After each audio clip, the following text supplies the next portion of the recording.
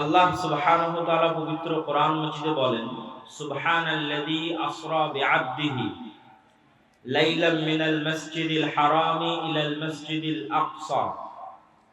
মহা পবিত্র সেই সত্তা যিনি তার বান্দাকে, তার বান্দা মানে কে? মুহাম্মদ সাল্লাল্লাহু আলাইহি ওয়াসাল্লাম। মুহাম্মদ সাল্লাল্লাহু আলাইহি ওয়াসাল্লামের জন্য সর্বোচ্চ সম্মান এটা যে তিনি আল্লাহ সুবহানাহু তাআলার বান্দেগিতে, আল্লাহ সুবহানাহু তাআলার দাসত্বে সর্বোচ্চ স্থানে পৌঁছে গেছিলেন। আমরাও আল্লাহ সুবহানাহু তাআলার বান্দা, ইবাদুল্লাহ, সবাই আল্লাহর বান্দা, কিন্তু আমরা নাম কাওয়াস্তে আল্লাহর বান্দা, কাজে কর্মে দেখা যাচ্ছে শয়তানের বান্দা। তাহলে রাসূল সাল্লাল্লাহু আলাইহি ওয়াসাল্লামের সর্বশ্রেষ্ঠ সম্মান এটি যে তিনি আল্লাহ সুবহানাহু তাআলার বান্দেগী এবং দাসত্বের সর্বশীর্ষ চূড়ায় পৌঁছে গেছেন। এই জন্য আল্লাহ তাকে নিজের বান্দা হিসেবে সম্বোধন করছেন। তো আল্লাহ সুবহানাহু তাআলা তার বান্দাকে রাতের বেলা সফর করিয়েছেন। রাতের বেলা সফরকে আরবিতে বলা হয় ইসরা, আসরা, রাতে সফর করিয়েছেন। কোথায় থেকে? মিনাল মসজিদিল হারাম, মসজিদ হারাম মক্কা থেকে, ইলাল মসজিদিল আকসা, দূরবর্তী মসজিদ পর্যন্ত। আকসা শব্দের অর্থ হচ্ছে দূরবর্তী। যেহেতু মক্কা থেকে মসজিদে আকসা দূরে, এই জন্য মক্কার মানুষ মসজিদে আকসাকে মসজিদ আকসা বলত, যে দূরের মসজিদ হিসেবে সম্বোধন করত। সেটি আল্লাহ সুবহানাহু ওয়া তাআলা কোরআনে তুলে ধরেছেন। কোন মসজিদ আকসা? এই পয়েন্টটা হচ্ছে আমাদের জন্য আজকের এই আলোচনার মূল অংশ, যে কারণে আয়াত তুলে ধরা। আল্লাযী বারাকনা হাওলাহু, যেই মসজিদে আকসার চারিদিক আমি আল্লাহ বরকত দিয়ে ঘিরে দিয়েছি। আল্লাহু আকবার। সেই বরকত সীমাবদ্ধ না সীমাহীন, তা আল্লাহ সুবহানাহু ওয়া তাআলা কোরআন মাজিদের আরেক আয়াতে বলছেন, ওয়ানাজ্জাইনাহু ওয়া লূতান।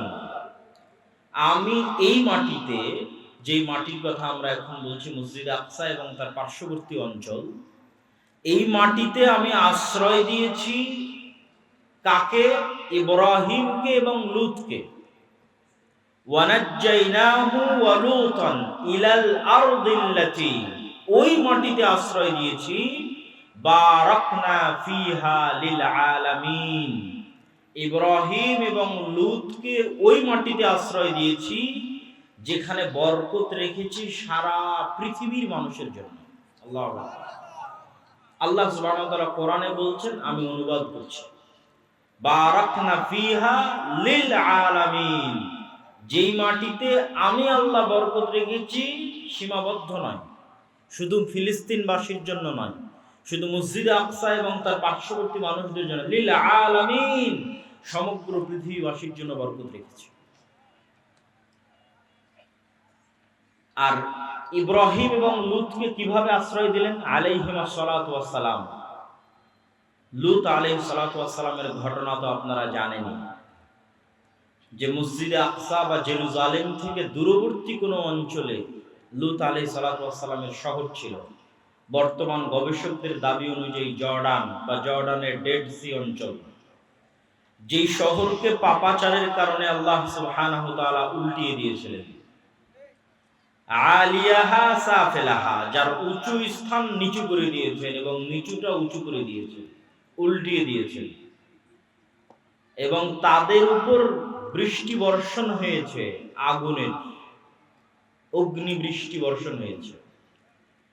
তো এই ধ্বংসযজ্ঞ চালানোর পর লূত আলাইহিস সালাতু ওয়াস সালামকে আল্লাহ কোথায় আশ্রয় দিলেন? লূত আলাইহিস সালামকে যে আল্লাহ বাঁচালেন, তার সাথে থাকা ঈমানদারদের বাঁচালেন, তো আল্লাহ বলছেন আমি তাদেরকে ধ্বংস থেকে বাঁচিয়ে এই পবিত্র ভূমিতে আশ্রয় দিয়েছি, যেটা মসজিদ আকসা এবং তার পার্শ্ববর্তী অঞ্চল। আর একজন কাকে আশ্রয় দিয়েছি? ওয়ানাজ্জাইনাহু, আয়ের মার্জি হচ্ছে ইব্রাহিম। ইব্রাহিম আলাইহিস সালাতু ওয়াস সালামকে আশ্রয় দিয়েছি। কিভাবে? ইব্রাহিম আলাইহিস সালাতু ওয়াস সালামের পিতৃস্থল হচ্ছে বর্তমান ইরাকের রাজধানী বাগদাদ থেকে অনতি দূরে, যেই বাগদাদকে আল্লাহ সুবহানাহু ওয়া তাআলা কোরআন মাজিদে বলেছেন বাবেল, ওয়া মা উনজিলা মিনাল মালাকাইনি, আল্লাহ দুইজন ফেরেশতা অবতীর্ণ করেছিলেন হারুত এবং মারুত নামে বিবাবেল, বাবেল নগরীতে অবতীর্ণ করেছিলেন। সেই বাবেলকেই আজকে বলা হয় বাগদাদ। এই বাগদাদ বা বাবেল নগরীর নিকটবর্তী কোন অঞ্চল হচ্ছে ইব্রাহিম আলাইহিস সালাতু ওয়াস সালামের পিতৃপুরুষের আবাসস্থল। যখন ইব্রাহিম আলাইহিস সালাতু ওয়াস সালামের পিতা তাকে তার বাড়ি থেকে বের করে দিলেন, তথা বাগদাদ থেকে বের করে দিলেন, তথা ইরাক থেকে বের করে দিলেন, তখন আল্লাহ কোরআনে বলছেন আমি ইব্রাহিমকে আশ্রয় দিয়েছি এই পবিত্র মাটিতে। আল্লাহু আকবার। তথা মসজিদ আকসা এবং তার পার্শ্ববর্তী অঞ্চল, যেটাকে রাসূল সাল্লাল্লাহু আলাইহি ওয়াসাল্লাম হাদিসে বলেছেন শাম, সিরিয়া। আজকের শাম রাসূল সাল্লাল্লাহু আলাইহি ওয়াসাল্লামের শাম নয়। রাসূলুল্লাহ সাল্লাল্লাহু আলাইহি ওয়াসাল্লাম যতবার শাম বলবেন ততবার আজকের সিরিয়া, তার সাথে আজকের ফিলিস্তিন, আজকের লেবানন, আজকের জর্ডান, আজকের ইসরায়েল, এই 4-5টা সকল রাষ্ট্রগুলো রাসূল সাল্লাল্লাহু আলাইহি ওয়াসাল্লামের শামের অন্তর্ভুক্ত। একই এরিয়া, একই অঞ্চল, একই কালচার। ব্রিটিশরা ছোট্ট ছোট্ট টুকরা করে ভেঙে ভেঙে ভেঙে ভেঙে তার মধ্যে থেকে 1948 সালে মধ্যপ্রাচ্যের বিস্ফোরা ইসরায়েলকে তৈরি করেছে। যেমন ভাবে 1947 সালে এই বিশাল মুসলমানদের ভারত উপমহাদেশকে ভেঙে টুকরো করে হিন্দুত্ববাদী ভারত তৈরি করেছে, ঠিক মুসলমানদের বিশাল আরব স্বাধীন অঞ্চলকে ভেঙে টুকরো টুকরো করে ইসরায়েলকে তৈরি করেছে। 1 বছরের ব্যবধান, 1947 এবং 1948। আর আল্লাহ সুবহানাহু ওয়া তাআলা আবার পবিত্র কোরআনে বলছেন যা কাকতালীয়ভাবে মিলে গেছে। আল্লাহ সুবহানাহু ওয়া তাআলা আবার পবিত্র কোরআনে বলছেন যে মুমিনদের উপর যারা আসাদ্দুন নাস আদাওয়া, শত্রুতার দিক থেকে মুমিন এবং মুসলমানদের উপর সারা পৃথিবীর সকল জাতি গোত্র ধর্ম বর্ণকে ছাড়িয়ে যাবে 2টা গোত্র। একটা হচ্ছে আজকের যুগের জায়নিস্টরা, আর একটা হচ্ছে আজকের যুগের ব্রাহ্মণ্যবাদীরা। জায়নিস্টরা এবং ব্রাহ্মণ্যবাদীরা মুসলমানদের সাথে যা শত্রুতা করবে, পৃথিবীর আর কেউ সেই শত্রুতা করবে না, এটা আমি বলিনি, আল্লাহ বলছেন। তো সেই শত্রুতা করার কাকতালীয়ভাবে সময়কালও মিলে গেছে 1947 এবং 1948। এই জন্য আমার কিছু বক্তব্যে বলা আছে যে বাংলাদেশের মধ্যে গাজা হওয়ার সকল সম্ভাবনা বিরাজমান, যদি ইল্লা মান রাহিমা রাব্বি, যদি আমার প্রতিপালক আল্লাহ সুবহানাহু ওয়া তাআলা আমাদের প্রতি দয়া না করেন। সম্মানিত উপস্থিতি, তাহলে কি বলছিলাম? আলোচনা করছিলাম এই মাটির পবিত্রতা, এই মাটির মহত্ব সম্পর্কে। এই মাটিকে যে পবিত্র মাটি হিসেবে ঘোষণা করা হয়েছে সেটিও আল্লাহ সুবহানাহু ওয়া তাআলা পবিত্র কোরআনে ঘোষণা করেছেন। আল্লাহ সুবহানাহু ওয়া তাআলা যখন বনু ইসরাইলকে আদেশ দিচ্ছেন যে তোমরা বিজয়ের জন্য, যুদ্ধের জন্য এগিয়ে যাও, প্রবেশ করো এই শহরে, তখন আল্লাহ সুবহানাহু ওয়া তাআলা পবিত্র কোরআনে এই শহরকে সম্বোধন করেছেন উদখুলুল আরদাল মুকাদ্দাসা, তোমরা এই পবিত্র নগরীতে প্রবেশ করো, যেখান থেকে আমরা বলি বাইতুল মুকাদ্দাস। আল্লাহ কোরআন মাজিদে বলেছেন আল আরদুল মুকাদ্দাসা, পবিত্র ভূমি। আল্লাহ কোরআনে বলছেন আমি মসজিদ আকসা এবং তার চারপাশে বরকত রেখেছি। মহান আল্লাহ সুবহানাহু ওয়া তাআলা কোরআন মাজিদে বলছেন এই মাটিতে সমগ্র পৃথিবীর জন্য বরকত রেখেছি। মহান আল্লাহ সুবহানাহু ওয়া তাআলা কোরআন মাজিদে বলছেন এই মাটিতে আমি আশ্রয় দিয়েছি ইব্রাহিমকে, এই মাটিতে আমি আশ্রয় দিয়েছি লূতকে আলাইহিমাস সালাতু ওয়াস সালাম। সম্মানিত উপস্থিতি, তাহলে ইব্রাহিম আলাইহিস সালাতু ওয়াস সালামের দারুল হিজরা, দারুল হিজরা মানে যেখান থেকে আমি যেখানে হিজরত করেছি। মুহাম্মদ সাল্লাল্লাহু আলাইহি ওয়াসাল্লাম মক্কা থেকে মদিনায় হিজরত করেছেন, এই জন্য মদিনা শেষ নবী মুহাম্মদ সাল্লাল্লাহু আলাইহি ওয়াসাল্লামের দারুল হিজরা।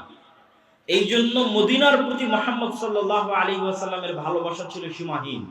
এই জন্য ইসলাম কিয়ামত পর্যন্ত টিকে থাকবে, কোথাও যদি না থাকে মদিনায় থাকবে। ঠিক মুহাম্মদ সাল্লাল্লাহু আলাইহি ওয়াসাল্লাম তার পিতা ইব্রাহিমের দারুল হিজরা, ইব্রাহিম আলাইহিস সালাতু ওয়াস সালামের দারুল হিজরা শাম সম্পর্কে, হক যেমন মদিনায় থাকবে, হক তেমন শামে থাকবে, তার ভবিষ্যৎবাণী করতে গিয়ে রাসূলুল্লাহ সাল্লাল্লাহু আলাইহি সাল্লাম বলেন আল্লাহুম্মা বারিক লানা ফি শামিনা, হে আল্লাহ, আপনি আমার পিতা ইব্রাহিমের দারুল হিজরা সিরিয়াতে বরকত দান করুন। আর এক হাদিসে রাসূলুল্লাহ সাল্লাল্লাহু আলাইহি সাল্লাম বলেন, লা তাযালু তায়ফাতুম মিন উম্মতি যাহিরিনা আলাল হক লা ইয়াদুররুহুম মান খাযালাহুম আও লা ইয়াদুররুহুম মান খালাফাহুম আও কামা ক্বালা আলাইহিস সালাতু ওয়াস সালাম। কিয়ামত পর্যন্ত আমার উম্মতের একটি দল, একটি জামাত হকের উপর লড়াইরত থাকবে। কিয়ামত পর্যন্ত হকের উপর লড়াইরত থাকবে। পৃথিবীর কোন শক্তি তাদের ক্ষতি করতে চাইলেও ক্ষতি করতে পারবে না। এই হাদিসের বিভিন্ন রিওয়ায়াতে রাসূলুল্লাহ সাল্লাল্লাহু আলাইহি সাল্লাম বলেছেন, তোমরা যদি তাদেরকে খুঁজতে চাও তাহলে শাম, সিরিয়ার মাটিতে খুঁজো। তাহলে কি বোঝা গেল? আল্লাহর নবীর দারুল হিজরা মদিনায় যেমন হক থাকবে, কিয়ামত পর্যন্ত ঈমান এবং ইসলাম থাকবে, ঠিক রাসূল সাল্লাল্লাহু আলাইহি ওয়াসাল্লামের পিতা ইব্রাহিমের দারুল হিজরা শামে কিয়ামত পর্যন্ত হক থাকবে। সম্মানিত উপস্থিতি, এই মসজিদে আকসার ইতিহাস কি? আল্লাহ সুবহানাহু ওয়া তাআলা কোরআন মাজিদে বলেন, ইন্না আউওয়ালা বাইতিন উদিআ লিন-নাস বিবাক্কাহ। সারা পৃথিবীর মানুষের জন্য ইবাদত হিসেবে প্রথম যে মসজিদ তৈরি করা হয়েছে সেটা মক্কায়। কোরআনের আয়াত। তো সাহাবীরা রাসূল সাল্লাল্লাহু আলাইহি ওয়াসাল্লামকে জিজ্ঞেস করছে, আল্লাহর নবী, প্রথম মসজিদ যদি মক্কার হারাম হয়, সুম্মা আইয়ু, তাহলে মক্কার হারামের পর দ্বিতীয় পুরাতন মসজিদ কোনটা? সহিহ বুখারীর হাদিসে রাসূলুল্লাহ সাল্লাল্লাহু আলাইহি ওয়াসাল্লাম উত্তরে বলছেন, দ্বিতীয় পবিত্র মসজিদ, পুরাতন মসজিদ হচ্ছে মসজিদ আকসা। সাহাবী জিজ্ঞেস করলেন, কাম বাইনাহুমা, আল্লাহর নবী, মক্কার মসজিদে হারাম আর জেরুজালেমের মসজিদে আকসা, এই দুটার মধ্যে দূরত্ব কত দিনের? আল্লাহর নবী বললেন, 40 আম, 40 বছরের ব্যবধান। এই জন্য পৃথিবীর 3টে পবিত্রতম স্থান, যেই স্থানে যাওয়ার উদ্দেশ্যে, ইবাদতের উদ্দেশ্যে সফর করলে নাকি হবে। পৃথিবীর এমন 3টা পবিত্রতম স্থান, যেই স্থানে ইবাদত করার উদ্দেশ্যে সফর করলে নাকি হবে। এই 3টা পবিত্রতম স্থানের একটা হচ্ছে মক্কার মসজিদে হারাম, একটা মদিনার মসজিদে নববী, আর একটা জেরুজালেমের মসজিদে আকসা। কিন্তু দুর্ভাগ্য আমাদের, হতভাগা আমাদের জেনারেশন, কেননা আমাদের পূর্বপুরুষরা এই সৌভাগ্যে মণ্ডিত ছিলেন যে তারা হজ সফরে গেলে একসাথে 3টা পবিত্র মসজিদেই সালাত আদায়ের সুযোগ পেতেন। আর দুর্ভাগ্য আমাদের যে আমরা 2টা মসজিদে সালাত আদায়ের সুযোগ পাই, আর একটা মসজিদ থেকে আল্লাহ আমাদের বঞ্চিত করে রেখেছেন আমাদের কর্মফলের কারণে। সম্মানিত উপস্থিতি, এই মসজিদ কেন্দ্রিক আর 2টা সংক্ষিপ্ত ইতিহাস বলে এই পরিস্থিতির কারণ কি এবং আমাদের শিক্ষা কি সেদিকে এগিয়ে যাব। আর 2টা সংক্ষিপ্ত ইতিহাস কি? সুলাইমান এবং দাউদ আলাইহিস সালাতু ওয়াস সালাম সমগ্র পৃথিবীব্যাপী যে মহা রাজত্ব প্রতিষ্ঠা করেছিলেন, যেই রাজত্ব অতীতে কেউ কোনোদিন প্রতিষ্ঠা করেনি, ভবিষ্যতে কেউ কোনোদিন প্রতিষ্ঠা করবে না, সেই মহা রাজত্বের হেডকোয়ার্টার, সেই মহা রাজত্বের রাজধানী ছিল এই জেরুজালেম, এই মসজিদে আকসা। এবং আজকের মসজিদে আকসার যে গ্রাউন্ড, এই গ্রাউন্ড সুলাইমান আলাইহিস সালাতু ওয়াস সালামের তৈরি করা। যে উঁচু এরিয়াটা সরজমিন থেকে, যে উঁচু এরিয়ার মধ্যে খ্রিস্টানদের গির্জাও আছে, ইহুদিদের সিনাগগও আছে, মুসলমানদের কিবলি মসজিদও আছে। কিবলি মসজিদটাই মূলত মসজিদে আকসা হিসেবে গণ্য হয়। আর পুরো গ্রাউন্ডটা আল আরজুল মুকাদ্দাসা, পবিত্র ভূমি হিসেবে গণ্য হয়।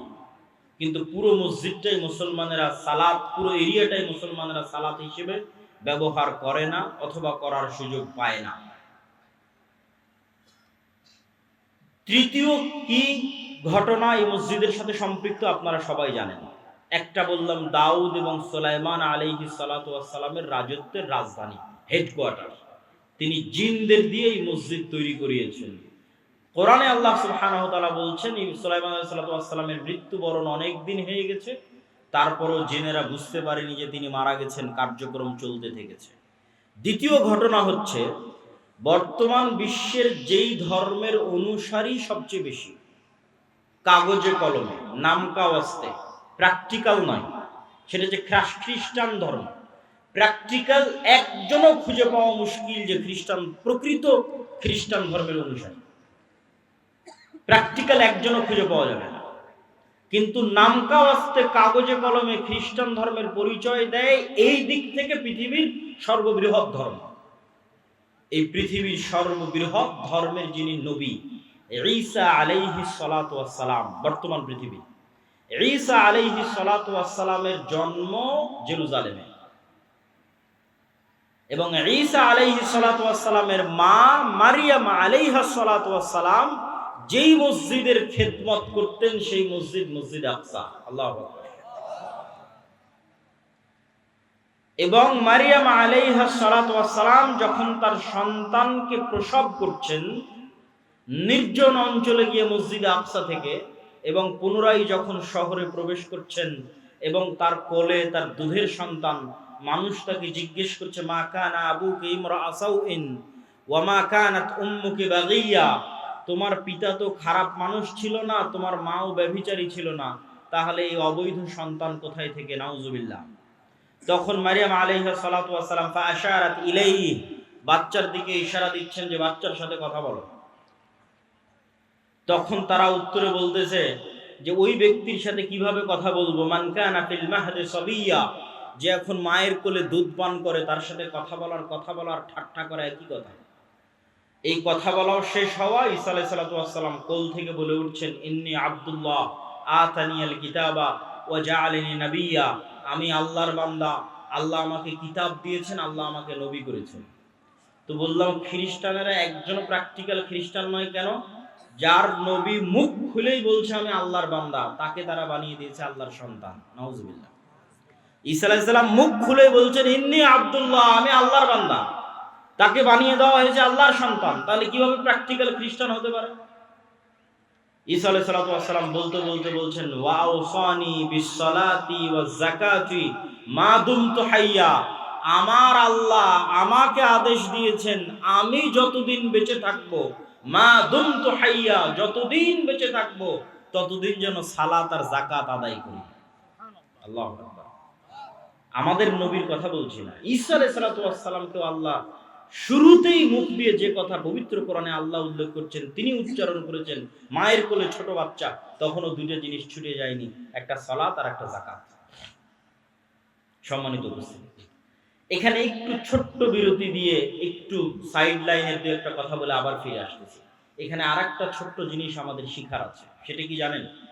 সেটা হচ্ছে আজকের ইউরোপ এবং আজকের আমেরিকা এখনো, অতীতে তো আরো বেশি ছিল এই রেসিজম, বর্ণবাদ, কালার, গায়ের রঙের উপর যে বর্ণবাদ প্রতিষ্ঠিত হয়েছে, যে রেসিজম প্রতিষ্ঠিত হয়েছে, এটা এখনো প্রকাশ্যে মাঝে মধ্যেও দেখা যায়, অন্তরে প্রায় সবাই লালন করে।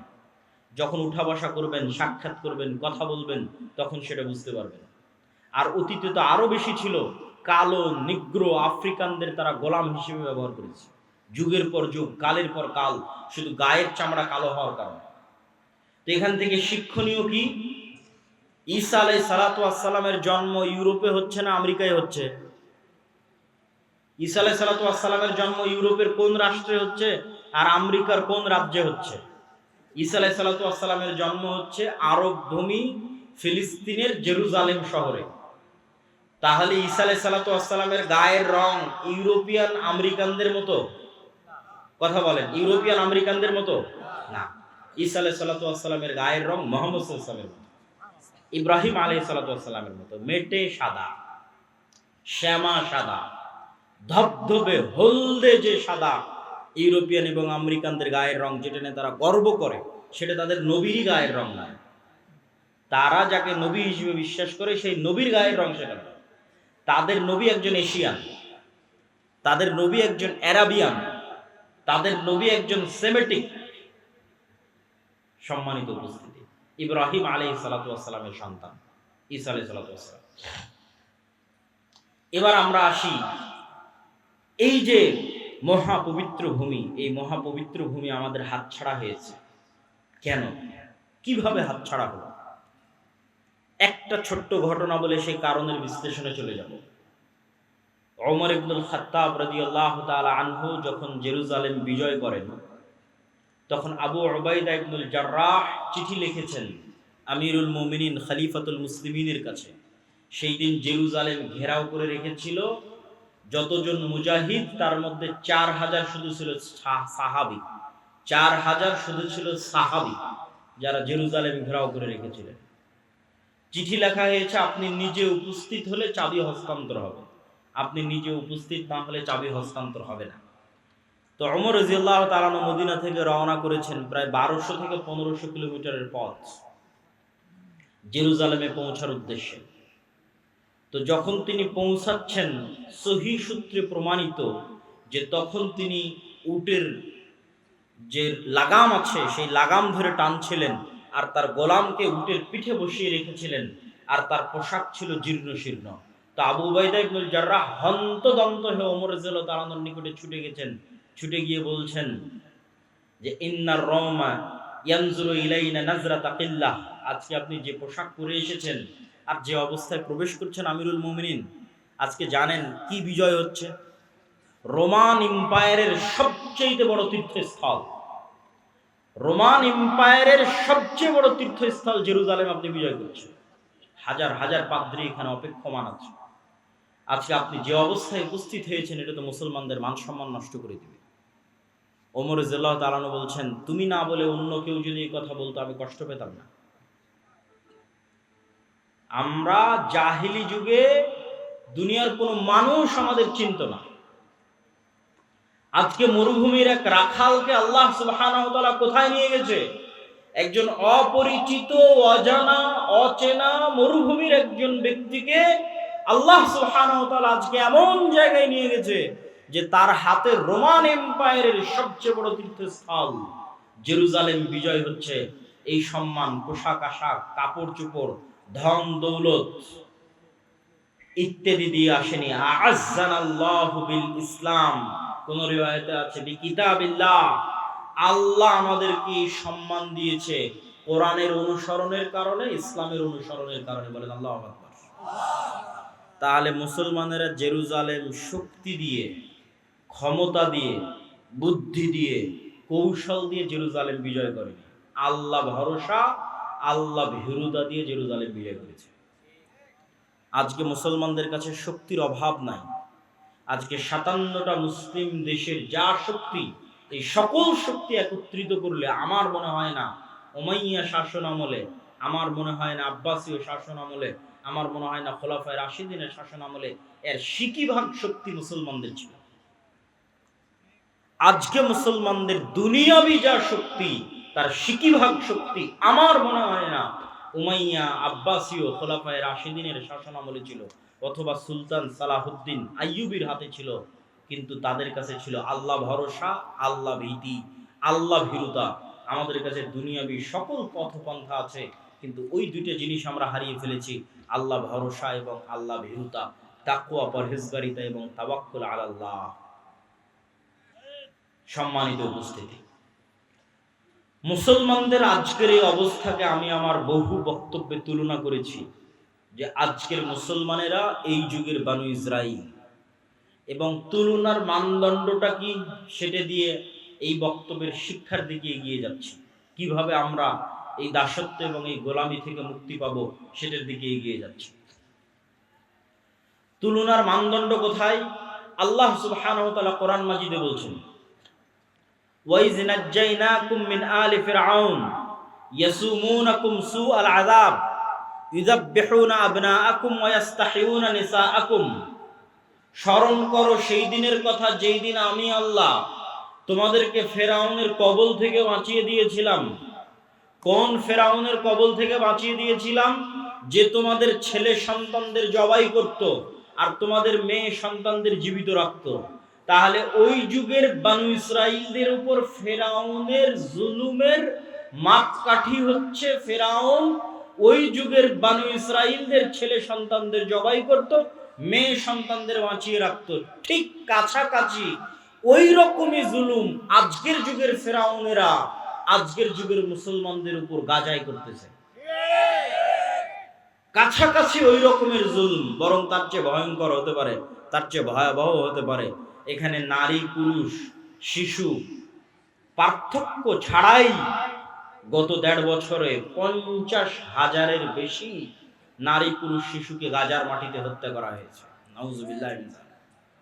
আর সমগ্র পৃথিবীর চোখের সামনে, সমগ্র মুসলিম বিশ্বের চোখের সামনে, সম্মানিত উপস্থিতি।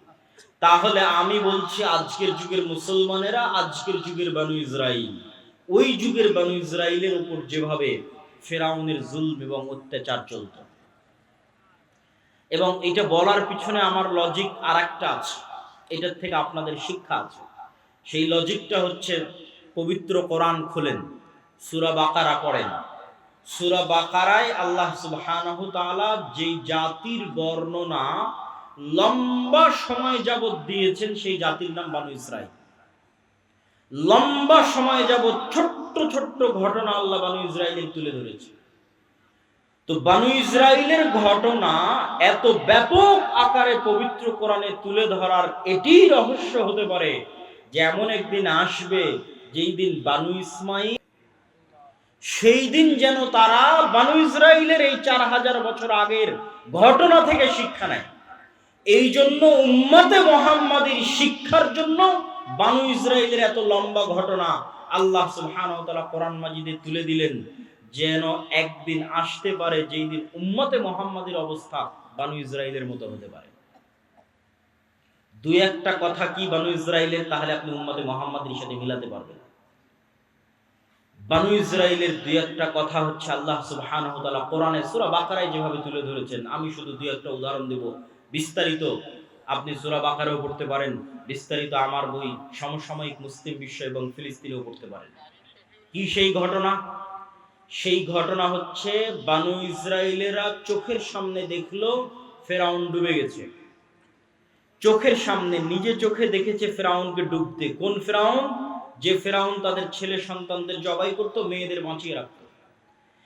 এই চোখের সামনে ফেরাউনকে ডুবতে দেখার পরও বানু ইসরাইল মূসা আলাইহিস সালাতু ওয়াস সালামকে বলছে, লান নুমিনা লাকা হাত্তা নারাল্লাহ জাহরা।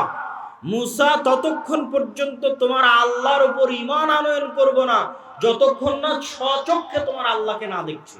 নাউজুবিল্লাহি মিন যালিক। এরা স্বচক্ষে ফেরাউনকে ডুবতে দেখেছে। ফেরাউনকে স্বচক্ষে ডুবতে দেখার পর নবীকে বলছে, তোমার তাওরাত বিশ্বাস করি না, তোমার আল্লাহর কথা বিশ্বাস করি না স্বচক্ষে যতক্ষণ আল্লাহকে না দেখবে। লোহিত সাগর পার হয়ে আজকের যে বিশাল মরুভূমি আছে, সিনাই মরুভূমি, এই বিশাল সিনাই মরুভূমিতেই মূসা আলাইহিস সালাতু ওয়াস সালাম বানু ইসরাইলকে নিয়ে ঘুরপাক খাচ্ছেন। তো একদিকে লোহিত সাগরের লবণাক্ত পানি, আর মরুভূমিতে পানি আসবে কোথায় থেকে? ওয়াইজ ইসতাসকা মূসা লিকাওমিহি ফাকুল নাযরিব বিআসাকাল হাজার ফানফাজারাত মিনহু ইসনাতা আশারাতা আইনা। যখন মূসার কওম মূসাকে বলল পানির ব্যবস্থা করে দাও, তখন আমি মূসাকে বললাম, মূসা লাঠি দিয়ে পাথরে আঘাত করো। মূসা আলাইহিস সালাতু ওয়াস সালাম লাঠি দিয়ে পাথরে আঘাত করলেন। তখন বানু ইসরাইলের জন্য 12টা ঝর্ণা তৈরি হলো। 12টা ঝর্ণা কেন, কে বলতে পারবে? ইয়াকুব আলাইহিস সালাতু ওয়াস সালামের 12 সন্তানের জন্য, ইউসুফ আলাইহিস সালাতু ওয়াস সালামে সহ 12 ভাইয়ের জন্য। মানে ঘটনার ধারা হয়তো মিলাতে পারেন না, আমি সুন্দর করে মিলিয়ে দিই। ইব্রাহিম আলাইহিস সালাতু ওয়াস সালামের সন্তান ইসহাক, ইসহাক আলাইহিস সালাতু ওয়াস সালামের সন্তান ইয়াকুব, ইয়াকুব আলাইহিস সালাতু ওয়াস সালামের সন্তান ইউসুফ। এতদূর পর্যন্ত সবাই জেরুজালেমে আছে, মানে ফিলিস্তিনে আছে, আজকের মসজিদে আকসা এবং তার আশেপাশে আছে। ইউসুফ আলাইহিস সালাম কুয়াতে ভাইয়েরা ফেলে দিল, মিশরের বাজারে বিক্রি হয়ে গেলেন। তারপরে ইউসুফ আলাইহিস সালাম যখন বাপের সাথে মিলিত হয়ে গেলেন, তখন পুরো বংশ জেরুজালেম ফিলিস্তিন থেকে কোথায় চলে গেল? মিশরে চলে গেল। ইউসুফ আলাইহিস সালাতু ওয়াস সালামের 400 বছর পর মিশরে মূসা আলাইহিস সালাম আসতেছে। ইউসুফ আলাইহিস সালাতু ওয়াস সালামের 350-400 বছর পর ইউসুফ আলাইহিস সালামের ভাইদের বংশেই, ইয়াকুব আলাইহিস সালাতু ওয়াস সালামের সন্তানদের বংশেই 400 বছরের বংশ এত বড় হয়ে গেছে। 12 ভাইয়ের সন্তান, সন্তান তার সন্তান, তার সন্তান, তার সন্তান, সব নবীর সন্তান। যারা বলতেছে যে আল্লাহকে না দেখা পর্যন্ত ঈমান আনয়ন করব না, এরা ইব্রাহিম আলাইহিস সালাতু ওয়াস সালামের সন্তান। এরা ইউসুফ আলাইহিস সালাতু ওয়াস সালাম এবং তার ভাইদের সন্তান 400 বছর পর, যারা বলতেছে তোমার আল্লাহকে বলো যে পানির ব্যবস্থা করে দিতে। তখন আল্লাহ মুসা আলাইহিস সালাতু ওয়াস সালামকে বললেন লাঠি দিয়ে পাথরে আঘাত করো। তো 12টা ঝর্ণা তৈরি হলো। 12টা ঝর্ণা কাদের সম্মানে? 12 ভাইয়ের, 12 গোত্রের, 12 বংশের সম্মানে। এমনকি মুফাসসিরিনে কেরাম লিখছে, যখন মুসা আলাইহিস সালাতু ওয়াস সালাম সমুদ্রের লাঠি দিয়ে আঘাত করেন, তখন একটা রাস্তা নয় 12টা রাস্তা তৈরি হয়েছিল। ইয়াকুব আলাইহিস সালামের 12 সন্তানের 12 বংশধরের সম্মানে 12টা রাস্তা তৈরি হয়েছিল। তারা বলতেছে যে আল্লাহকে ততক্ষণ ঈমান করবো না যতক্ষণ না দেখবো। তাদের আরেকটা উদাহরণ দেখো তো, যেহেতু মরুভূমি, খাবারের কোনো ব্যবস্থা নাই, তো আল্লাহ আসমান থেকে মান্না এবং সালোয়া ব্যবস্থা করে দিয়েছে খাবারের জন্য। আর পানি, পাথর ফেটে পানি বের হচ্ছে মরুভূমির মধ্যে, পাথর ফেটে পানি বের হচ্ছে মরুভূমির মধ্যে, আসমান থেকে খাবার আসতেছে। তারপরেও তাদের সহ্য হচ্ছে না। তারা বলছে লান নাসবিরা আলা তুআমিন ওয়াহিদ উদউ লানা রাব্বাক। মুসা, এক খাবার, এই সকাল সন্ধ্যা একই মান্না সালোয়া, আর সকাল সন্ধ্যা পানি আর মান্না সালোয়া। মান্না সালোয়ার বিবরণ পড়তে গেলে আপনারা আশ্চর্য হবেন। আজকের পৃথিবীর সবচেয়ে দামি মাশরুম, যেটা কেজি বাংলাদেশি টাকায় 4 থেকে 5 লক্ষ টাকা, আজকের বাংলাদেশি টাকায় পৃথিবীর যেটা সবচেয়ে দামি মাশরুম, বিশেষ সময়ে বিশেষ কালে উৎপাদিত হয়, সেই মাশরুম আর বিশেষ এক পাখির গোস্ত হচ্ছে মান্না সালোয়া, যার 1 কেজির দাম বাংলা টাকায় 4 থেকে 5 লক্ষ টাকা। সেটা তাদেরকে জান্নাত থেকে দেওয়া হতো। তখন তারা বলছে লান নাসবিরা আলা তুআমিন ওয়াহিদিন, এক খাবার ভালো লাগে না, তোমার আল্লাহকে বলো এই মাটি থেকে আদা, রসুন, পেঁয়াজ, চাল, গম, ডাল ইত্যাদি উৎপাদন করে দিতে। তখন আল্লাহ সুবহানাহু ওয়া তাআলা বলছেন ঠিক আছে, এগুলো উৎপাদন করার জন্য তো শস্য, সবুজ শ্যামল জমি লাগবে। আছে আজও ফিলিস্তিন শস্য শ্যামল সবুজ জমি, প্রচুর পরিমাণে জাইতুন উৎপাদন হয়। আজও ফিলিস্তিনে তিন উৎপাদন হয় প্রচুর পরিমাণে। তো সেই জমি আল আরজুল মুকাদ্দাসা, পবিত্র ভূমি। কোন পবিত্র ভূমি? 400 বছর আগে এই পবিত্র ভূমিতে তোমাদের বাপদাদা ইয়াকুব, ইসহাক, ইব্রাহিম বসবাস করত। কিন্তু ইউসুফ আলাইহিস সালাতু ওয়াস সালামের কারণে তোমরা মিশরে চলে এসেছিলে। তার 400 বছর পর আজকে তোমরা এখানে। তো এই মাটি তোমাদের, তোমরা এখন সেই মাটি বিজয়ের জন্য যুদ্ধ অবতীর্ণ হও। তখন এরা সব নবীর সন্তান, তারা বলতেছে মুসা আলাইহিস সালাতু ওয়াস সালামকে, ইযহাব আনতা ওয়া রাব্বুকা ফাকাতিলা, মুসা তুমি আর তোমার আল্লাহ গিয়ে যুদ্ধ করো। নাউজুবিল্লাহ। তাহলে খালি বনু ইসরাইলের 2-1টা ঘটনার উদাহরণ দিলাম, যা যেই ঘটনাগুলো আল্লাহ কোরআনে বলেছেন সূরা বাকারাতে। আমি 2-1টা করে আয়াত পড়েছি আর সেখান থেকে অনুবাদ করেছি। তাহলে এবার বলেন তো, নবীদের সন্তানেরা 400 বছরে এতটা সংকীর্ণ মনা, এতটা ন্যারো মাইন্ডেড, এতটা আত্মমর্যাদাহীন, এতটা আত্মসম্মানহীন, এতটা গোলামের স্বভাবে কিভাবে তাদের চরিত্র পরিবর্তন হয়ে গেল? আমি যখন প্রথম ইউরোপ যাই, তখন মূলত আমি এই হিসাবটা মিলাতে পেরেছি। ইউরোপে গিয়ে যখন দেখলাম, ইংল্যান্ডে গিয়ে যখন দেখলাম মুসলমানদের জন্ম নিবন্ধন, সার্টিফিকেট, পাসপোর্ট, ইংল্যান্ডে প্রবেশ, ইউরোপে প্রবেশ, অ্যাসাইলাম ক্লেইম করা, সেখানে কাগজপাতি রেডি করা, তারপরে সেখানে সরকারের কাছ থেকে বেনিফিট নেওয়া, বেকারত্ব ভাতা হোক, সন্তান সন্ততির ভাতা হোক, প্রত্যেকটা ধাপ অধিকাংশে মিথ্যার উপর প্রতিষ্ঠিত। মুসলমানদের ভারত, পাকিস্তান, বাংলাদেশ থেকে যে মুসলমানেরা গেছে তারা ইংল্যান্ডে, আর আফ্রিকা থেকে যে মুসলমানেরা গেছে স্পেন, ফ্রান্স এবং ইতালিতে, তাদের মিথ্যা, তাদের ধোঁকা, তাদের চুরি, তাদের দুর্নীতি ভারত পাকিস্তানের মুসলমানদের চেয়ে আরো খারাপ, আরো নিম্ন স্তরের। তো তখন আমি উদাহরণ মিলালাম, যারা তো আজকের যুগের বনু ইসরাইল। এই যুগের মুসলমানদের কাছে যদি মুসা আলাইহিস সালাতু ওয়াস সালাম প্রেরিত হতেন, তাহলে এই উত্তরগুলোই পেতেন, যেই উত্তরগুলো বনু ইসরাইলেরা দিয়েছিল। আমি মনে হয় বুঝাতে পারি। মানে এই যুগের মুসলমানদের রক্তের মধ্যে ওইভাবে মিথ্যা, ওইভাবে ধোঁকা, ওইভাবে দুর্নীতি, ওইভাবে আত্মমর্যাদাহীনতা, আত্মসম্মানহীনতা প্রবেশ করেছে, ঠিক যেভাবে 4000 বছর পূর্বে বনু ইসরাইলের ছিল। কারণ কি? কারণ হচ্ছে ইউসুফ আলাইহিস সালাতু ওয়াস সালামের মৃত্যুর পর হাকসুস বংশের যখন পতন হয় এবং ফারাও বংশের যখন উত্থান হয়, তো আগের সরকারের সাথে যাদের জোট থাকে, শত্রুতা করতে করতে জোটের যারা জোটের সঙ্গী তাদের উপর শত্রুতা চলে। তো ফারাওদের যখন উত্থান হয় তখন আগের হাকসুস বংশের জোট, ইউসুফ আলাইহিস সালাম মন্ত্রী ছিলেন, ইউসুফ আলাইহিস সালামের ভাইরাও হয়তো বড় বড় মন্ত্রী পরিষদের সদস্য ছিলেন। তখন ফারাওরা যেমন হাকসুসদের উপর জুলুম চালায়, ঠিক তেমন বানু ইসরাইলদের উপর জুলুম চালায়। জুলুম আরো বাড়ে কেন? যে কোনো পাদ্রী, যে কোনো ধর্মীয় জ্ঞান জ্যোতিষী সব বলে ফারাও তোমাদের ক্ষমতা ধ্বংস যদি হয় এই বানু ইসরাইলদের হাতে ধ্বংস হয়ে যাবে। তখন আরো ভয়, আরো আতঙ্ক, আরো অত্যাচার। তো দীর্ঘ ৩০০ বছরের জুলুম, অত্যাচার এবং গোলামির জীবন, গোলামি করতে করতে চরিত্র নষ্ট হয়ে গেছে। গোলামি করতে করতে কিভাবে চরিত্র নষ্ট হয় তার উদাহরণ কি? এখানে দুইজন গোলামের মধ্যে যদি আমি একটা রুটি নিক্ষেপ করি, তাহলে তারা দুই গোলাম রুটি নিয়ে কাড়াকাড়ি করবে।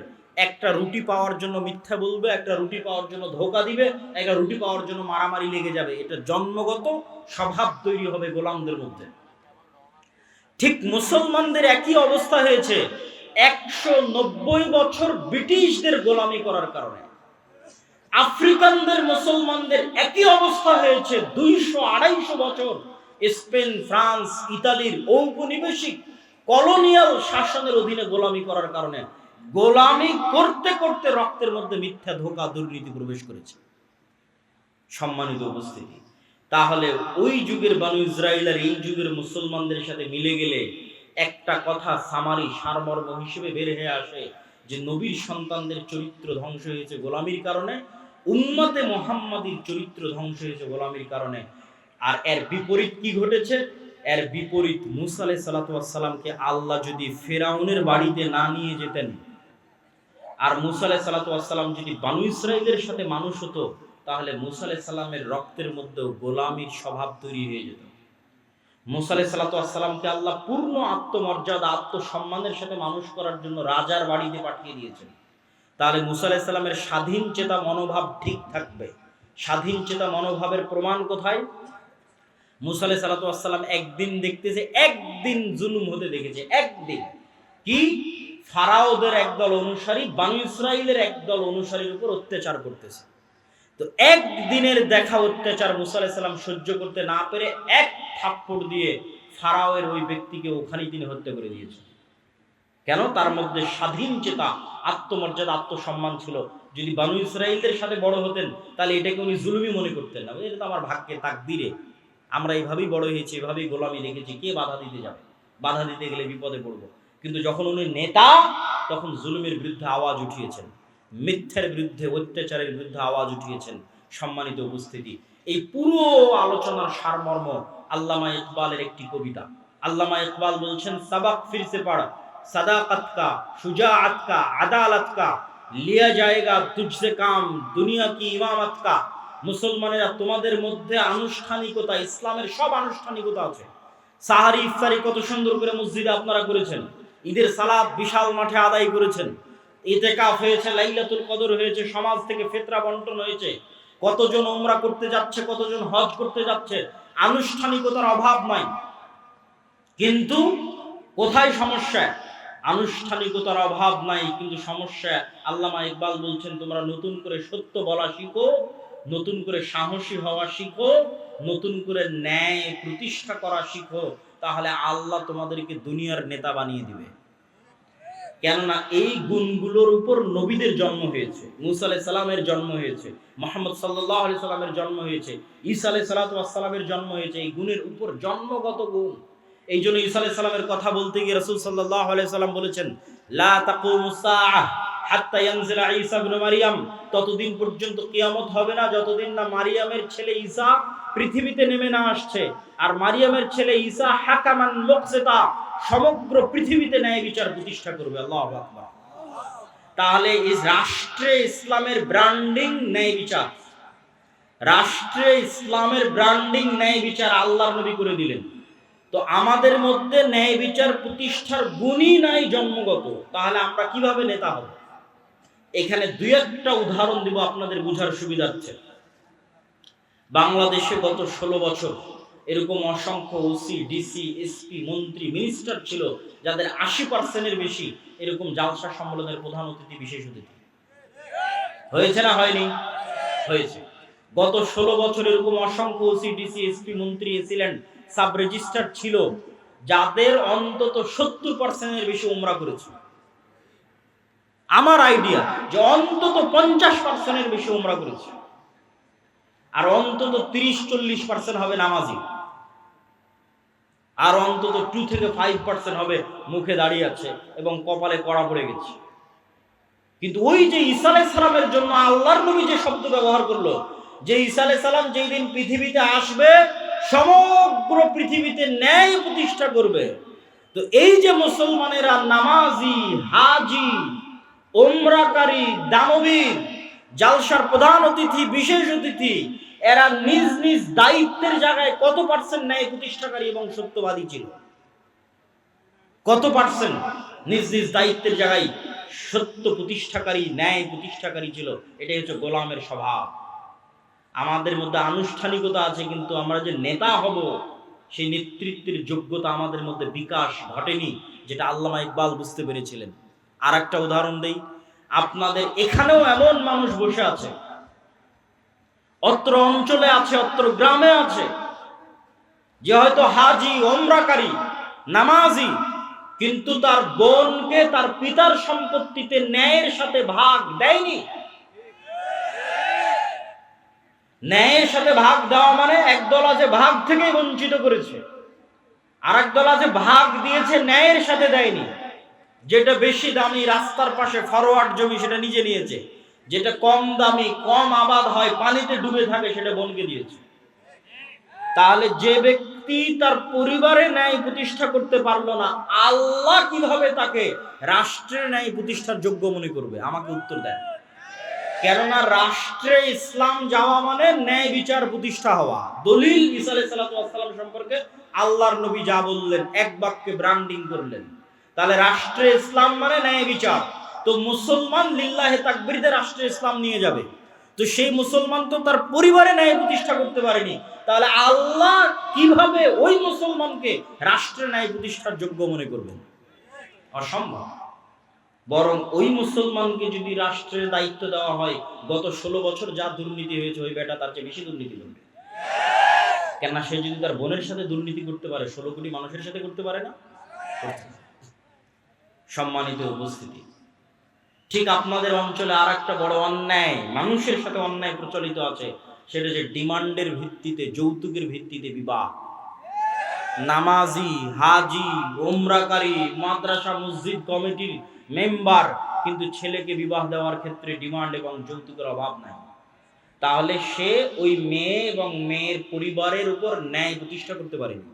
তো যে তার বৌমা এবং বৌমায়ের পরিবারের উপর ন্যায় প্রতিষ্ঠা করতে পারেনি, তাকে আল্লাহ রাষ্ট্রে ন্যায় প্রতিষ্ঠার যোগ্য মনে করবে? অসম্ভব, ইম্পসিবল। এটা গেল সাধারণ জনগণের কথা। আর প্রথমে গেল যারা রাষ্ট্রের বিভিন্ন দায়িত্বে আছে তাদের কথা। এবার আসেন আলেম ওলামাদের কথা। মসজিদ, মাদ্রাসা, ইসলামী দল, ইসলামী সংগঠন, সব জায়গায় ইসলামের বাহ্যিক আনুষ্ঠানিকতা বিরাজমান আছে। দাড়ি, টুপি, সালাত, সিয়াম, হজ, যাকাত সবকিছু আছে, কিন্তু আপনি আশ্চর্য হবেন যে ন্যায় কতটুকু আছে সেটা যদি খুঁজতে যান, পার্সেন্টেজে মিলবে না। দেখবেন যে ইসলামী দলের আমির তার ওই কর্মীকেই ছাঁটাই করে দিয়েছে যেই কর্মী বেশি পরিশ্রম করে, আর ওই কর্মীকে পদ দিয়ে দিয়েছে যে বেশি চামচামি করে। তার মানে সে তার দলে ন্যায় প্রতিষ্ঠা করতে পারে।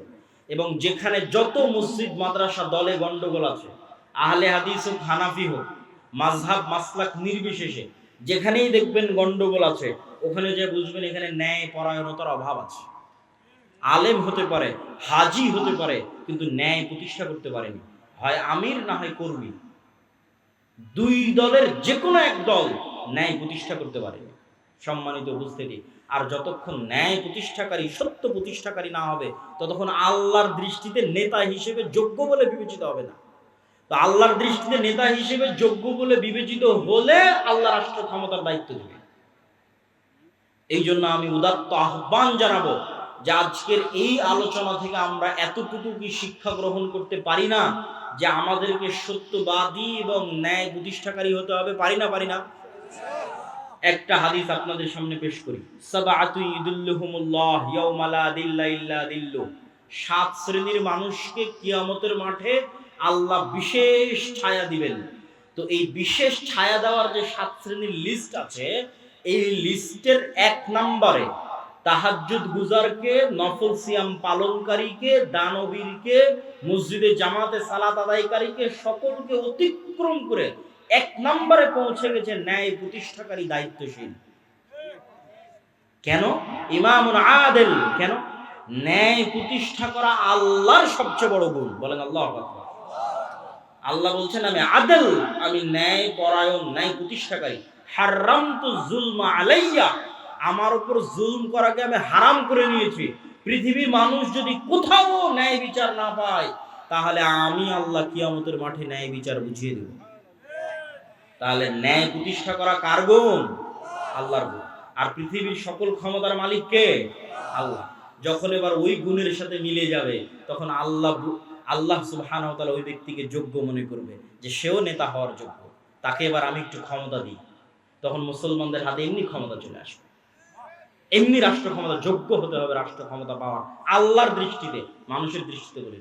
ফেসবুকে লাইক পাওয়া, ফলোয়ার পাওয়া, ভোটে দাঁড়ানো, নির্বাচনী ক্যাম্পেইন, এগুলো দিয়ে মানুষের দৃষ্টিতে আমি দায়িত্ব পালনের যোগ্য হতে পারি। কিন্তু আল্লাহর দৃষ্টিতে দায়িত্ব পালনের যোগ্য হতে হলে সত্যবাদিতা, ন্যায় পরায়ণতার মাপকাঠিতে যে উত্তীর্ণ হবে, বাইনি ওয়া বাইন আল্লাহ, আল্লাহর কাছে উত্তীর্ণ হতে পারবে, আল্লাহ ওকে নেতা হওয়ার যোগ্য মনে করবে, আল্লাহ ওকে নেতা বানিয়ে দিবে। সম্মানিত উপস্থিতি, আর এই যে গোলামির নেচার, আপনাদের বিরক্তি হওয়ার আগেই কিন্তু আমি বক্তব্য শেষ করবো। এই জন্য আপনাদের উদাত্ত আহ্বান জানাচ্ছি যে আপনারা আর কিছুক্ষণ, আমার বক্তব্যের সারমর্মের দিকে চলে আসতেছি, শেষের দিকে চলে আসতেছি, আর কিছুক্ষণ ধৈর্যের সাথে শুনুন। সেটি কি? সেটি হচ্ছে এই যে গোলামির যে নেচার এবং স্বভাব, মিথ্যা বলা, এটা গোলামির স্বভাব। ধোঁকা দেওয়া, সঠতা দেওয়া, দুর্নীতি করা গোলামির স্বভাব, নেতার স্বভাব নয়। তার একটা উদাহরণ, আবু সুফিয়ান কাফের মুশরিক, কিন্তু বাই বর্ন জন্মগত নেতা। জন্মগত নেতা হওয়ার কারণে আবু সুফিয়ান জেরুজালেমে বাদশাহ হিরাক্লিয়াসের দরবারে মুহাম্মদ সাল্লাল্লাহু আলাইহি ওয়াসাল্লামের নামে একটাও মিথ্যা কথা বলেনি। অথচ আবু সুফিয়ান তখন কাফের, আবু সুফিয়ান তখন মুশরিক। তাহলে ওই যুগের মক্কার কাফের মুশরিকদের চাইতে এই যুগের মুসলমানেরা নিম্ন স্তরে আছে। আর এই গোলামির স্বভাবকে জিইয়ে রাখার জন্য, যে মুসলমানদেরকে যে আমরা ইউরোপিয়ানরা 190 বছর ওদের মধ্যে গোলামির স্বভাব ঢুকিয়ে দিয়েছি, এই গোলামির স্বভাবটা জিইয়ে রাখার জন্য এদের মাথার উপর গণতন্ত্র চাপিয়ে দাও। এই কথা অনেকের কাছে বিরক্তিকর লাগতে পারে, কিন্তু আমি যুক্তির ভিত্তিতে কথা বলবো। যুক্তির ভিত্তিতে বলে আমার বক্তব্যের শেষের দিকে চলে যাব। গণতন্ত্র দিয়ে ইসলাম প্রতিষ্ঠা হবে কিনা এটা আমার আলোচনার বিষয়ই নয়। গণতন্ত্র পৃথিবীতে জাস্টিস, ন্যায় প্রতিষ্ঠায় ব্যর্থ একটা শাসন ব্যবস্থা। গত 16 বছর বাংলাদেশের মানুষের উপর জুলম, খুন, গুম, আয়নাঘর গণতন্ত্রের নামে তৈরি করা হয়েছে। আবার এখন ইসলামের নেতা নির্বাচনের যে পদ্ধতি, যে পরামর্শের ভিত্তিতে যোগ্য মানুষকে দায়িত্ব দিয়ে দাও, তো পরামর্শের ভিত্তিতে যে সরকার তৈরি হয়, সেই সরকারের ভালো মন্দ পরে, কিন্তু তাদেরকে যে নির্বাচন করা হয়েছে এর পদ্ধতিটা ইসলামী। তো যারা এই পদ্ধতির মাধ্যমে ক্ষমতায় আসলে দেখবেন তাদেরকেও সরিয়ে চোর, বাটপার, লুটেরাদের ক্ষমতায় বসানোর জন্য যে ট্রাম্প কার্ড ব্যবহার করা হবে, সেটার নাম গণতন্ত্র। আর এই গণতন্ত্রের সবচেয়ে বড় কুফল মুসলমানেরা ভোগ করবে কি দিয়ে? সেটা হচ্ছে বিভেদ, হিংসা, বিদ্বেষ, মিথ্যা। গণতন্ত্রের মেকানিজমটাই এমন যে আপনি মিথ্যা না বললে এখানে টিকতে পারবেন না। তাহলে আপনার মধ্যে গোলামির স্বভাব জিইয়ে রাখার সবচেয়ে বড় মাধ্যম হচ্ছে পলিটিক্যালি আপনাকে গণতন্ত্রের কাছে বাউন্ড করে দেওয়া। দেন আপনি বাই ডিফল্ট মিথ্যা বলবেন, বাই ডিফল্ট দুর্নীতি করবেন, বাই ডিফল্ট ধোঁকা দিবেন। আপনার গোলামির নেচার চলতেই থাকবে, সত্যবাদিতা, ন্যায় পরায়ণতা বহুদূরের কথা। আর গণতন্ত্রের সবচেয়ে বড় ব্যর্থতা কি? গণতন্ত্র নিজে গণতন্ত্র প্রতিষ্ঠায় ব্যর্থ। কিভাবে গণতন্ত্র প্রতিষ্ঠায় ব্যর্থ কিভাবে? জনগণের শাসন মানে হচ্ছে গণতন্ত্র, কিন্তু এখানে জনগণের শাসন যে হয় না তার প্রমাণটা কোথায়? নির্ধারিত দল প্রার্থীকে মনোনয়ন দিবে, তো এমনও দল আছে যেই দলে টাকা দিয়ে প্রার্থীটা কিনে পাওয়া যাবে, আছে না নাই? আছে। টাকা দিয়ে প্রার্থী মনোনয়ন পত্র কিনে নিবে। তাহলে জনগণ যোগ্য প্রার্থী বাছাই করার আগেই প্রার্থী মনোনয়ন পত্র ম্যানিপুলেট হয়ে গেছে। দ্বিতীয় আর একটা কোথায় গণতন্ত্র দিয়ে গণতন্ত্র প্রতিষ্ঠা হয় না, সেটা হচ্ছে এই গণতন্ত্রের ভোট ক্যাম্পেইনের জন্য যত হাজার হাজার কোটি টাকার দরকার, এই হাজার হাজার কোটি টাকা বাংলাদেশের 18 কোটি জনগণের 80% জনগণ যারা মধ্যবিত্ত নিম্নবিত্ত তাদের পকেট থেকে আসা সম্ভব নয়। তাহলে হাজার হাজার কোটি টাকা দিবে কারা? এই দেশের শীর্ষস্থানীয় দুর্নীতিবাজ ব্যবসায়ীরা। তাহলে দল আগেই বিক্রি হয়ে গেছে দেশের শীর্ষস্থানীয় দুর্নীতিবাজ ব্যবসায়ীদের কাছে। তাহলে গণতন্ত্র, জনগণের শাসন কোথায় গেল? এবার আমি আপনাকে প্রকৃত গণতন্ত্র তুলে ধরি। আমি গণতন্ত্রের, যদি আপনি এক মুহূর্তের জন্য আমাকে বলেন যে আমি গণতন্ত্রের সাপোর্টার, তাহলে প্রকৃত গণতন্ত্র আপনার সামনে তুলে ধরি। প্রকৃত গণতন্ত্র এভাবে প্রতিষ্ঠিত হতে পারে, জনগণের শাসন। আমি ইসলামী খেলাফা, ইসলামী শাসন বলি, জনগণের শাসন প্রতিষ্ঠিত হতে পারে। আপনাদের এই চাটখিল গ্রামের মানুষ এত বড় স্কুল, এত বড় মসজিদ, এত মাদ্রাসা পরিচালনা করতে পারতেছে, তো এই চাটখিল গ্রামের মানুষ এক জায়গায় একসাথে বসে পরামর্শের ভিত্তিতে তাদের গ্রামের নেতা নির্ধারণ করতে পারে না? পারে না? পারে। তাহলে চাটখিলে একটা নেতা নির্ধারণের জন্য গ্রুপিং, মনোনয়ন, ভোটের দরকার আছে। আপনারা যদি একসাথে একটা মসজিদ চালাতে পারেন, একটা স্কুল চালাতে পারেন, তো একসাথে বসে নেতা নির্ধারণ করতে পারবেন না? পারবেন। খুব সহজ। পরামর্শ যখনই আসবে তখনই সহজ। আর যখনই একজন দাঁড়িয়ে বলবে এই আমি মসজিদের সভাপতি হব, আমাকে কে কে ভোট দিবা, তখন গন্ডগোল, গ্রুপিং শুরু হবে। আর একজন দাঁড়িয়ে বলবে আমি মসজিদের সভাপতি হব, আমাকে কে কে ভোট দিবা। আর যখনই দুই গ্রুপ হয়ে যাবে এবং দাঁড়িয়ে যাবে, তখন এবার টাকা দিয়ে ভোট কেনা শুরু হবে। তো যখন টাকার ভিত্তিতে ভোট বিক্রি হবে, তখন সত্য ন্যায় থাকলো না মিথ্যুক ধোঁকাবাজে পরিণত হলো? মিথ্যুক ধোঁকাবাজে পরিণত হলো। আমি রূপগঞ্জে দেখেছি, এবারের নির্বাচনের সময় রূপগঞ্জে, যে প্রত্যেকটা মানুষ টাকার কাছে ভোট বিক্রি করে দিচ্ছে এবং সব প্রার্থীকে বলতেছে আমি আপনাকে ভোট দিব। তখন আমি আরেকবার রিয়ালাইজ করলাম, এরা তো সব বানু ইসরাইল, এবং গণতন্ত্র এদেরকে বানু ইসরাইল বানাচ্ছে। শতভাগ মিথ্যুক, শতভাগ দুর্নীতিবাজ একটা কম তৈরি হচ্ছে। তাহলে শতভাগ মিথ্যুক, শতভাগ দুর্নীতিবাজ একটা কম কিভাবে কল্পনা করতে পারে আল্লাহ তাদেরকে ইসলাম প্রতিষ্ঠার জন্য মনোনীত করবে? নাউজুবিল্লাহ। কেমনে কল্পনা করতে পারে যে আল্লাহ তাদেরকে ইসলাম প্রতিষ্ঠার জন্য মনোনীত করবে? কেমনে? অসম্ভব, ইম্পসিবল। পৃথিবী উল্টে গেলে অসম্ভব, এটা হবে না। তাহলে একটা ছোট্ট একটা গ্রামের একটা নেতা নির্ধারণের জন্য গ্রুপিং এর দরকার নাই, মনোনয়নের দরকার নাই, কিচ্ছুর দরকার নাই। একসাথে গ্রামবাসী বসে তার নেতা নির্ধারণ করতে পারে। সব একটা ইউনিয়নের সব গ্রামের নেতা একত্রিত হয়ে তার ইউনিয়নের নেতা নির্ধারণ করতে পারে। সব ইউনিয়নের নেতা একত্রিত হয়ে তার উপজেলা, উপজেলা একত্রিত হয়ে তার জেলা, জেলা একত্রিত হয়ে তার দেশ। নিচ থেকে যখন উঠে আসবে তখন গণতন্ত্র, উপর থেকে যখন চাপিয়ে দেওয়া হবে তখন এলিট ক্লাস, দুর্নীতিবাজ ব্যবসায়ীদের শাসন প্রতিষ্ঠা হয়। এটা বাস্তবতা, এটা হিস্ট্রি, এটা হচ্ছে এস্টাবলিশ ট্রুথ, সত্য। সম্মানিত উপস্থিতি, তাহলে মুসলমানদের এই যে মিথ্যার কালচার, দুর্নীতির কালচার, এটা থেকে বের হয়ে আসার একটা পলিটিক্যাল উপায় হচ্ছে গণতন্ত্র থেকে বের হয়ে আসা। আর একটা অর্থনৈতিক দিক থেকে মুসলমানদের মিথ্যা বলা শেখানো হয়, এটা বলে আমার বক্তব্য শেষ করে দেব। সেটা হচ্ছে সুদ। সেটার নাম কি? সুদ। কিভাবে? ইসলামের কর্জের থিওরি যদি আপনি পড়েন, ইসলামিক ফাইন্যান্স পড়তে গিয়ে এটা আমি দেখেছি যে রাসূলুল্লাহ সাল্লাল্লাহু আলাইহি ওয়াসাল্লাম এবং আল্লাহ সুবহানাহু ওয়া তাআলা, মানুষ মরে যাচ্ছে তখন কর্জ নিবে, মেয়ের বিয়ে দিতে পারতেছে না, অপারেশন হচ্ছে, টাকা নাই, তখন কর্জ নিবে। কিন্তু বিলাসী পণ্যের জন্য কর্জ নিবে, তার কোনো পয়েন্ট কোরআন এবং হাদিসে আমি খুঁজে পাইনি। বিলাসী পণ্য মানে আমার মোটরসাইকেল লাগবে, আমার আইফোন লাগবে, আমার আইপ্যাড লাগবে, আমার পাকা মাটির বাড়ি ভেঙে পাকা বাড়ি তৈরি করা লাগবে, এই বিলাসিতার জন্য লোন নিবে। এটা সুদমুক্ত লোনের কথা বলছি, সুদযুক্ত না। বিলাসী পণ্যের জন্য স্বাভাবিক সুদমুক্ত কর্জ নিবের প্রমাণ আমি কোরআন হাদিসে খুঁজে পাইনি। মানুষ কর্জ নিতে পারে যখন বিপদে, সংসার চলে না, মারা যাচ্ছে, অপারেশন হচ্ছে, তখন কর্জ নিতে পারে। গেল 1 নম্বর পয়েন্ট। 2 নম্বর পয়েন্ট হচ্ছে আল্লাহ সুবহানাহু ওয়া তাআলা রাসূল সাল্লাল্লাহু আলাইহি ওয়াসাল্লামকে শিখিয়ে দিয়েছেন সব সালাতে সব দোয়ায় কর্জ থেকে বাঁচতে চাও। আল্লাহুম্মা আউযু বিকা মিনাল মা'সামি ওয়াল মাগরাম, আল্লাহ লোন থেকে বাঁচতে চাই। তো সাহাবীরা আল্লাহর নবীকে জিজ্ঞেস করছে এত কেন কর্জ লোন থেকে বাঁচতে চান? তখন রাসূলুল্লাহ সাল্লাল্লাহু আলাইহি ওয়াসাল্লাম উত্তরে বলছেন, মানুষ যখন কর্জ নেওয়া শুরু করে মিথ্যা বলা শুরু করে। এই যে আমার বক্তব্যের পয়েন্ট, যেটা কানেক্ট করতে চাচ্ছি, আল্লাহর নবীর হাদিস, মানুষ যখন কর্জ নেওয়া শুরু করে কি বলা শুরু করে? মিথ্যা বলা শুরু করে। তাহলে আল্লাহর নবী জানেন যে আমার উম্মত যখন মিথ্যার উপর প্রতিষ্ঠিত হবে, তো নেতৃত্বের গুণ হারিয়ে যাবে। মিথ্যা তো গোলামের গুণ, স্লেভ, দাস, কৃত দাসের গুণ।